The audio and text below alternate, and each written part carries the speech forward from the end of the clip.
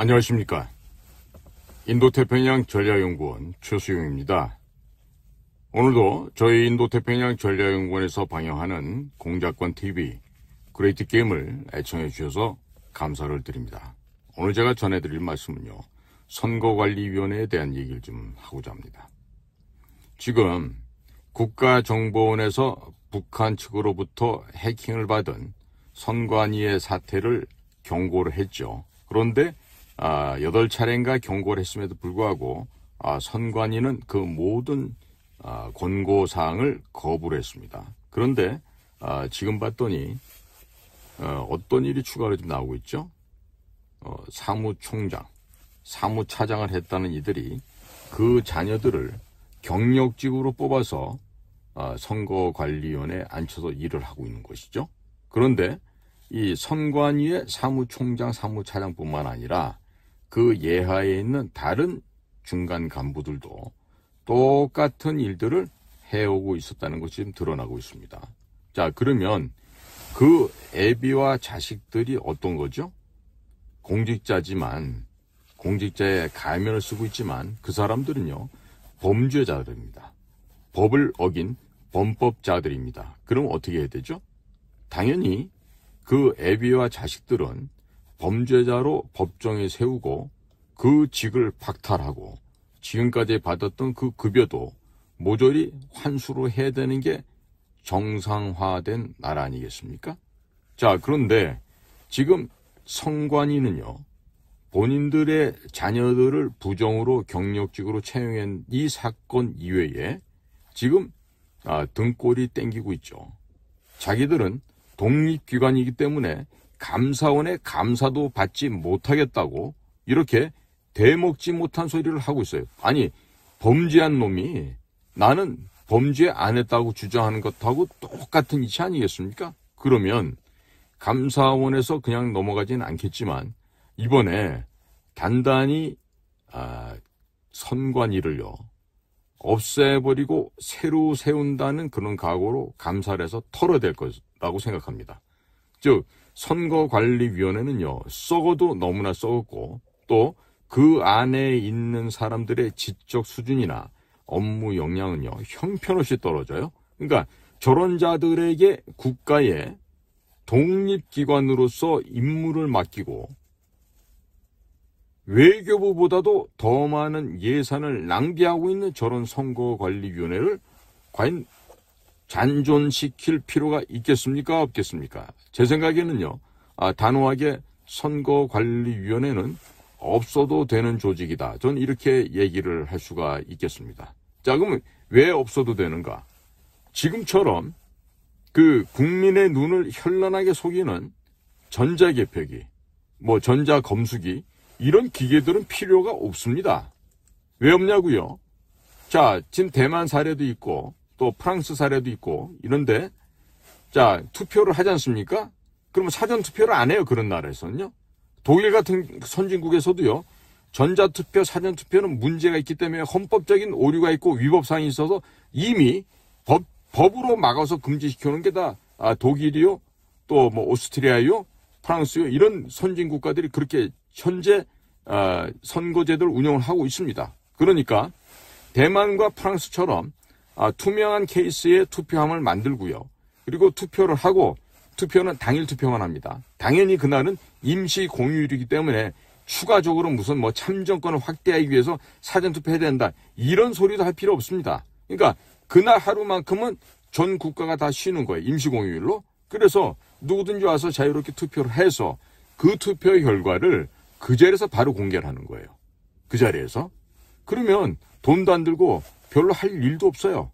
자, 그런데 이 우리 선거관리위원회 이자들은요, 꼭 선거를 끝나잖아요. 그럼 그 투표함을 들고 다른 데로 갖고 이동을 해요. 그 이동하는 과정에서 사고가 많이 나죠. 그죠? 지난번에 대통령 선거 때는 소쿠리 투표 같은 일이 벌어졌었고요. 그리고 그 투표함을 옮기는 과정에 보면요, 그 봉인지가 다 떨어져 너덜너덜해요. 그러면 그 윗부분만 바꿔치기 해놓었는데 알 수도 없어요. 자, 그러니까 이제는 이런 낙후되고 더럽고 추잡스러운 이런 선거제도를 없애버려야 될 때가 왔죠. 그리고 이게요, 지금 어제 오늘이 아니라 한 30여 년 이렇게 묵혀져 내려왔어요. 소위 민주화를 진행시키던 소위 노태우 정부 이후에 김영삼, 김대중, 노무현, 이명박, 박근혜, 문재인까지 오는 한 30여 년 동안에 이 선거 관리 시스템은요, 완전히 괴멸했습니다. 완전히 괴멸했습니다. 그리고 정직하지도 않습니다. 완전히 부정과 부조리로 가득 차 있습니다. 지금 사전 투표를 하는 게 우리나라 선거의 가장 큰 맹점인데요.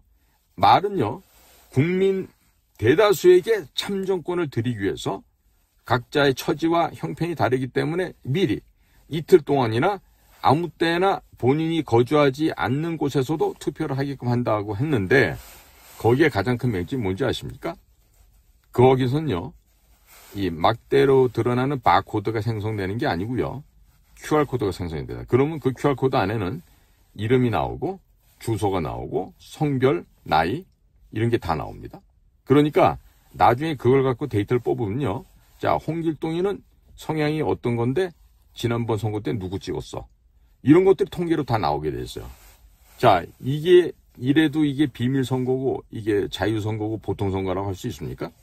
자, 그러면 더 웃기는 건요, 사전 투표를 하고 난 다음에 누가 다녀가는지, 즉 몇 명이 와서 그 지역에서 사전 투표했는지 기록에 남기지 않습니다. 이유는요, 개인정보 보호 차원에서 필요하다 해서 왔던 사람들이 기록을 다 지워버려요.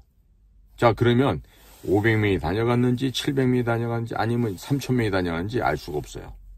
대부분 부풀려서 숫자를 맞추죠.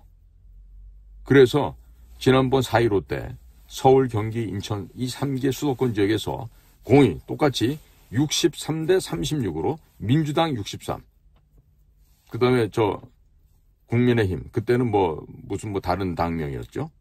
해서 63대 36으로 이렇게 일률적으로 통계가 조작이 되어 왔던 겁니다. 즉, 이거는, 명지대학교의 박영하 교수님이 79년도에 전국 수석을 하고 서울대학교 물리학과를 가셨던 분인데, 그 박영하 교수도 뭐라고 얘기하냐면, 동전 1000개를 동시에 던져서 이게 전부 다 앞면이 나오거나 전부 뒷면이 나오거나 할 그런 확률이에요. 그러니까, 만약에 한다면, 신만이 그런 일을 할 수 있겠죠. 이 지표상에서는 그런 일이 일어날 수가 없습니다. 자, 이런 식으로 하면서 선관위는요, 그때마다 정권에 아부하는 특성을 갖고 있어요. 지금 무슨 근성이다? 내시 근성, 아첨의 근성, 교원 영색을 통해서 권력으로부터 환심을 사고자 하는 그런 더러운 버릇이 뼛속까지 배어있죠. 그러니까 이번 기회에 자녀들을 불법 채용한 거는요, 이건 범죄자들이에요. 그러니까 눈 감고 넘어갈 수 있는 일이 아니라 모조리 다 목을 쳐서 감방을 보내야지 집으로 보낼 일이 아닙니다. 감방에 가야 됩니다. 그 애비와 함께 자식들이 다.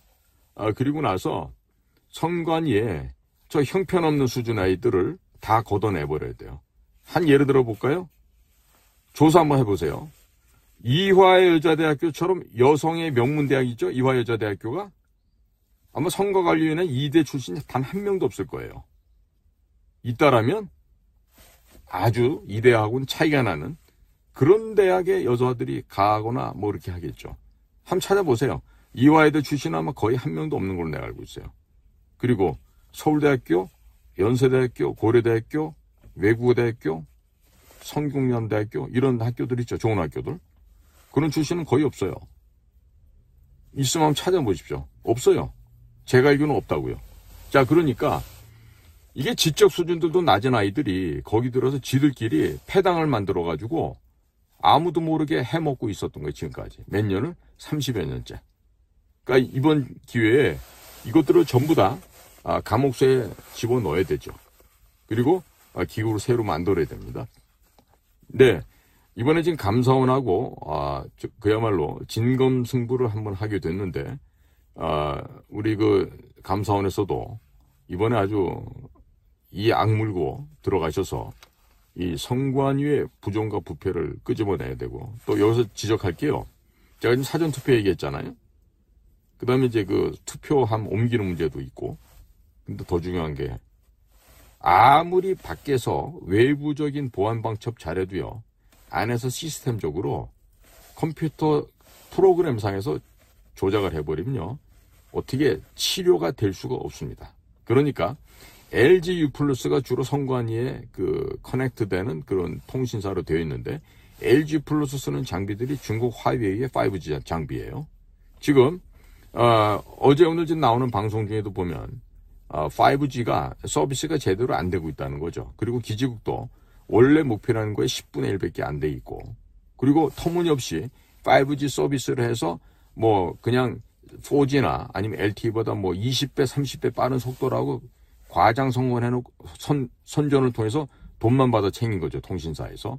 근데 여기서 또 우리나라의 극명한 현실이 나옵니다. 정부에서는요, 통신사 잘못으로 밀고 통신사에서 정부 잘못으로 밀어요.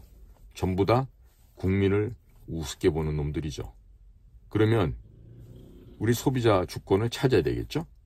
자, 이런 것처럼 지금 LG U+를 통해서 선관위의 이 통신망은 완전히 잠식돼 있어요. 그러니까 이런 건 모두 탈탈 다 털어야 돼요.